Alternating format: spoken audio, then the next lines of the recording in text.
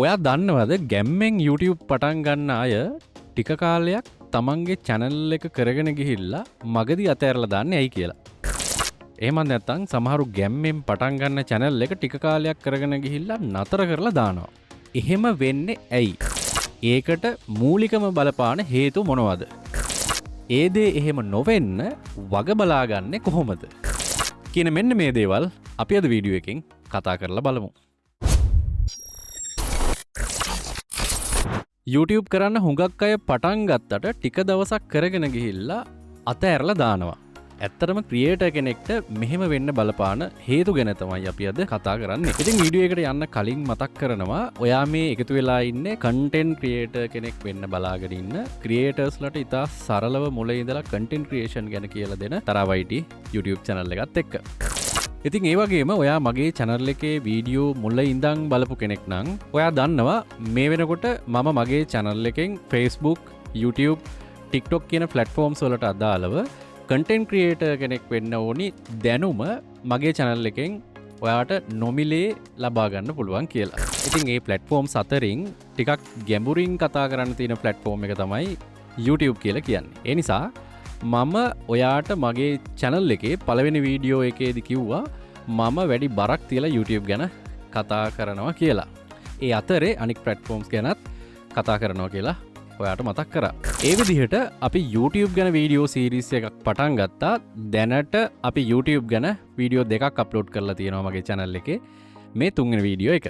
ඒ වගේම මම ඔයාට කිව්වා මම channel එකක් create කරලා ඒක පවත්වාගෙන යන්න විතරක් නෙමෙයි කියලා දෙන්න කියලා. ඉතින් අපි දැන් මේ වෙනකොට කතා කරමින් ඉන්නේ YouTube පටන් ගන්න ක්‍රියේටර් කෙනෙක් දැනගෙන ඉන්න ඕනි දේවල් ටික ගැන. මොකද මේ මූලික දැනුම නැතුව ඔයා මේ YouTube journey එක පටන් ගත්තොත් ඔයා මගදී අනිවාර්යයෙන්ම අතරමං වෙනවා සහ වැටෙනවා. ඒ නිසා channel එකක් හදලා පටන් ගන්න කලින් ඔයා මෙන්න මේ මම කියලා දෙන මූලික දැනුම එහෙම නැත්නම් YouTube fundamental knowledge එක හොඳට ඔලුවට දාගත්තේ නැත්නම් ඔයාටත් YouTube content creation සම්බන්ධයෙන් ඉදිරියේදී ගොඩාක් ලොකු ගැටලු ඇති වෙන්න පුළුවන්. ඉතින් මේ platform එකේ වැඩ පටන් ගන්න කලින් මම ඔයාට ඒ ශක්තිමත් පදනම දාලා දෙනවා. ඊට පස්සේ අපි මේ වෙනකොට තියෙන අලුත්ම methods අනුව channel එකක් පටන් අරන් monetize කරන තැන දක්වාම පිළිවෙලට කතා කරගෙන යනවා. එහෙමනම් අපි අද වීඩියෝ එක පැත්තට යමු. ඇයි මේ YouTube එකට එන creatorsලා YouTube මගදී අතහැරලා දාන්න පෙළඹෙන හේතු මොනවද කියලා බලන්න. ඉතින් බහුතරයක් YouTubersලා channel මගදී අතහැරලා දාන්න පළවෙනි සහ ප්‍රධානම හේතුව තමයි සල්ලි හොයාගෙන එහෙමත් නැත්නම් සල්ලිම මූලික කරගෙන YouTube වලට එන එක. බොහෝ වෙලාවට YouTube වල ඉන්න දැවන්ත චරිත YouTube වලින් ලබා ගත්තා යයි කියන මුදල් වලින් අත්පත් කරගෙන තියෙන වාහන, ගෙවල්, ව්‍යාපාරික අවස්ථා වගේ දේවල් දිහා බලලා මටත් ඒ වගේ වෙන්න ඕනි කියලා මුදල් හම්බ කරන්න බලාගෙන YouTube වලට එනවා. ඉතින් වීඩියෝ එකක් දානවා, දෙකක් දානවා, වීඩියෝ 10ක් දානවා, views යන්නේ නැහැ.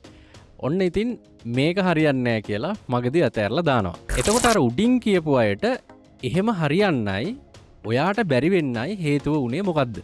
අන්න ඒ හේතු තමයි මේ YouTube කියන platform එකේ හැසිරීම rhythm එක ගැන හරි අවබෝධයක් නැතුව ඔයා පටන් ගත්ත එක. එහෙම පටන් ගත්තම වෙන්නේ අපි බලාපොරොත්තු වෙච්ච ඒ සාර්ථකත්වය නැති වුණ ගමන් අපිට YouTube එපා වෙන එක. ඒ නිසා මුදල් බලාගෙන YouTube එකට එන්න. ඒක කිසිම වරදක් නැහැ. එහෙම මුදල් හොයන්න නම් YouTube වල මුල් කාලේ කට්ට කාගෙන ගුණාත්මක content upload කරගෙන එක දිගට මේ game එකේ ඉන්න අය තමයි YouTube වල දැවැන්තියෝ වෙලා ඒ දිනලා තියෙන්නේ. ඉතින් ඔයා බය වෙන්න ඕනේ නෑ. මම එහෙම මුල් කාලේ සාර්ථකව මේ content journey එක යන්නේ කොහොමද කියලා මගේ ඉස්සරහට අප්ලෝඩ් වෙන වීඩියෝ වලින් ඔයාට ඉතා පැහැදිලිව ඉගෙන ගන්න පුළුවන්. ඒ නිසා සරලම කතාව තමයි මුල් කාලේ ඔයා views, subscribers, watch hours ගැන අමතකම කරලා තමන්ගේ ළඟ තියෙන සම්පත් පාවිච්චි කරලා ඉහළ ගුණාත්මක content දිගටම දාගෙන යන්න ඕනි. මම මේ මැජික් රහස් ඔයාට ඉස්සරහට මගේ channel එකෙන් කියලා දෙනවා. හරි. ඊළඟ කාරණාව තමයි හරිම කැටගරිය සහ හරිම නිච් එක තෝරා නොගැනීම. ක්‍රියේටර්ස්ලා විශේෂයෙන්ම බිගිනර්ස්ලා කරන ලොකුම වැරද්ද තමයි තමන්ට ගැළපෙන හරිම කැටගරිය සහ නිච් එක තෝරා නොගන්න එක. හුඟක් අය නිතරම කරන්න හදන්නේ YouTube ඇතුලේ නිතරම පේන්න දකින්න තියෙන දේවල්. එක්ක ටෙක් රිවිව්, නැත්තම් කුකින් සම්බන්ධ channel. එතකොට එයාලා හිතනවා YouTube නම් කුකින් එහෙම නැත්තම් travel නැත්තම් tech review කියලා. සමහර විට එයාලගේ ඇඟේ ඊට වඩා දක්ෂතාවයක් තියෙනවා වෙන්න පුළුවන්. ඒතර රැල්ලට ගිහින් මගදි කරගන්න බැරි වුණාම අතෑරලා දානවා. ඔන්න ඕක තමයි සරලම කතන්දරේ. මොකද මේ කැටගරි වල තරගකාරීත්වය ඊටාම වැඩි. සහ තමන් ඇත්තරම දක්ෂ ඒ දෙයට නොවන නිසා. තවත් සමහරු ඉන්නවා යුනික් වෙන්න හිතලා නොගැලපෙන කන්ටෙන්ට් කරන්න යනවා. උදාහරණයක් විදිහට ඔයා O level වලට ගණිතය උගන්වන්න යනවා කියලා හිතන්නකො YouTube එකේ. මොකද ඔයා දක්ෂ ඒකට.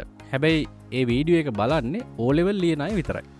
ඒකෙනුත් ෆෝන් එකෙන් YouTube වලින් ඒ ගැන හොයන කෙනෙක් විතරයි. එතකොට ඔයා ඉන්නේ පුංචි ඔඩියන්ස් එකක් ඇතුලේ. ඒ කියන්නේ ඔයාගේ වීඩියෝ බලන්නේ පුංචි ඔඩියන්ස් එකක්. වීඩියෝ 100ක් නෙමෙයි 1000ක් දැම්මත් බලන්නේ අන්න ඒ පුංචි ඔඩියන්ස් එක විතරයි. තවත් සමහරුන්ට නිච් එකක් තෝරගත්තම වීඩියෝ 5ක් 10ක් දැම්මම එතනින් එහාට දාන කන්ටෙන්ට් නැති වෙලා යනවා. උදාහරණයක් කිව්වොත් අපි මෙහෙම ගමුකෝ. ලංකාවේ තියෙන ගංගා ගැන ඔයා channel එකක් කරනවා. ලංකාවේ ගංගා 50යි නම් තියෙන්නේ ඔයාට කන්ටෙන්ට් 50යි හදන්න පුළුවන්. ඉතින් ඔන්න වගේ වෙලා සමහරු channel අතෑරලා දානවා. ඒ කියන්නේ channel පටන් ගන්නවා, නිච් එක තෝරගන්නවා, ඒ නිච් එක ඇතුලේ දාන්න කන්ටෙන්ට් නෑ, කන්ටෙන්ට් එක ඉවර වෙනවා. එහෙම වුණාට පස්සේ channel එක අතෑරලා දානවා. ඔයාට මම එහෙම නොවි එහෙම අඩු ඔඩියන්ස් එකක් ඉන්න කැටගරි සහ නිච් වලින් ලොකු ඔඩියන්ස් එකක් විදිහට ග්‍රෝ කරගන්නේ කොහොමද කියලා ටිප්ස් ඉස්සරහට කියලා දෙනවා. ඒ නිසා ඒ ගැන බය වෙන්න එපා. ඉතින් මගදී හැලෙන්න බලපාන අනික් කාරණාව තමයි බාහිර බලපෑම් දරා ගන්න බැරි වෙන එක. ඉතින් මේකෙදිත් මම කාරණා දෙකක් දකිනවා. පළවෙනි දේ තමයි ඔයාගේ කමෙන්ට් සෙක්ෂන් එකට රිංගන ටොක්සික් මිනිස්සුන්ගේ බෑඩ් කමෙන්ට්ස්. ඒ වගේම මඩ ප්‍රචාර හමුවේ ඔයා සැලෙන කෙනෙක් නම් ඔයා YouTube අතෑරලා දාන සම්භාවිතාවය ඉතාම ඉහළයි. ඒ නිසා ඔයා ඒවා නොදැක්ක වගේ ඉන්න ඕනේ. සමහර අයට කන්ටෙන්ට් ක්‍රියේටර් කෙනෙක් විදිහට දවසෙන් දවස වැඩි වෙන ඔයාගේ දීප්තිය ඔරොත්තු නොදෙන්න පුළුවන්. ඒ නිසා එයාලා දාන බෑඩ් කමෙන්ට්ස් එක පෝස්ට් එක ගැන හිත හිටියොත් ඔයා පසුබෑමකට වැටෙනවා. ඒ කියන්නේ ඔයා මේ ගේම් එක අතාරින සම්භාවිතාවය ඉතාම ඉහළයි. අනික් දේ තමයි ක්ෂේත්‍රයේ ඉන්න අනිත් අයත් එක්ක ඔයා මතවාදී ගැටුම් ඇති කරගන්න එක. සහ ඔයාගේ ඕඩියන්ස් එකත් ඒ දේවල් වලට කොළඹවා ගන්න එක. ඉතින් මේ YouTube ෆීල්ඩ් එකේම පහුගිය අවුරුදු කීපය අතර මතක් කරගෙන ඔයා බැලුවොත් ඔයාට ප්‍රසිද්ධ YouTube වලි කීපයක් මතක් වෙයි. මම ඒ ගැන කතා කරන්න යන්නේ නෑ ඒ නිසා. මම අලුතෙන්ම ඔයා බිගින කෙනෙක් විදිහට එන නිසා පොඩි ඇඩ්වයිස් එකක් මුලදිම දෙන්නම්. මේක ඔයා හොඳට මතක තියාගන්න ඕනි. ඔයාගේ ෆීල්ඩ් එකේ ඉන්න අනිත් අයත් එක්ක කවදාවත් මත ගැටුම් එහෙම නැත්තම් වලි දාගෙන යන්න එපා. ඒක හරිම කැත දෙයක් සහ බලන් ඉන්න ඔඩියන්ස් එකට ඒක නරක දෙයක් වෙන්න පුළුවන්. නිතරම තමන්ගේ ෆීල්ඩ් එකේ ඉන්න අයගේ එහෙම නැත්තම් තමන්ගේ කම්පිටිටර්ස්ලා එක්ක ඒ කියන්නේ ඔයාගේ කැටගරි එකේම කන්ටෙන්ට් කරන අනිත් අයත් එක්ක බොහොම සුහදව කොලැබ් වෙලා වැඩ කරන්න. ඒක තමයි සාර්ථකත්වය. මම එහෙම ලස්සන කොලැබ් එකක් දැක්කා ටෙක් රිවිව් ලස්සනට කරන අපේ SL ෆොටෝ channel එකේ නලින් දයිය සහ ඒ කැටගරියේම ඉන්න තවත් channel කීපයක් එකතු වෙලා ලස්සන කොලැබ් වීඩියෝ සෙට් එකක් දාලා තිනවා මම දැක්කා. ඒක මාරම ලස්සනට වෙලා තිබ්බා ඒ වැඩේ. අන්න එහෙම හොඳ ethical creator කෙනෙක් වෙන එක තමයි ඔයා කරන්න ඕනි. එහෙම නැතුව ඔයා මම අර කිව්වා වගේ ගැටීම් ඇති කරගෙන ඔයාගේ ෆීල්ඩ් එකේ ඉන්න අනිත් අයත් එක්ක මේ ගමන යන්න පටන් ගත්තොත් ඔයාටම YouTube ක්‍රියේෂන් එපා වෙලා යනවා. ඔයා හොඳට බලන්න මඩවලට අවලාදවලට ප්‍රතිප්‍රහාර වෙනුවට ප්‍රතිචාර නොදක්වා තමන්ගේ ගමන ගිය ක්‍රියේටර්ස්ලා තමයි අවසානයට මේකෙන් වින් කරේ. ඒවට රිප්ලයි වීඩියෝ දාගෙන එහෙම නැත්තම් ගහමරාගෙන ගියා නම් ඒකෙන් පාඩුව වෙන්නේ තමන්ගේම බ්‍රෑන්ඩ් එකට කියලා එයාලා දැනගෙන හිටියා. ඒ නිසා ඔයත් අන්න ඒ වගේ වෙන්න ඕන. ඉතින් අවසාන කාරණාව තමයි කොන්සිස්ටන්සි.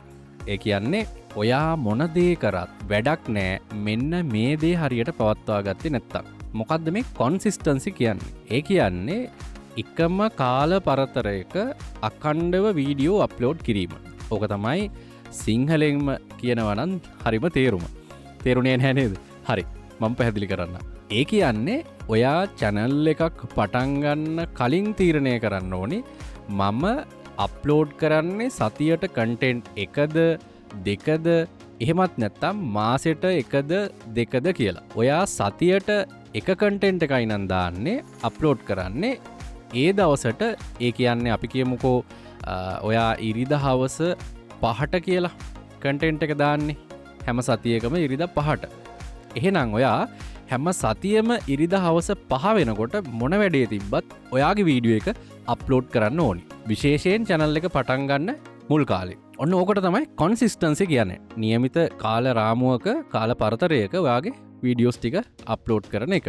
එහෙම නැතුව අවාරයට පොල් හිටවනවා වගේ අද එකක් දානවා ආයෙ හිතුනම තව වීඩියෝ එකක් දානවා. ඒ විදිහට බෑ.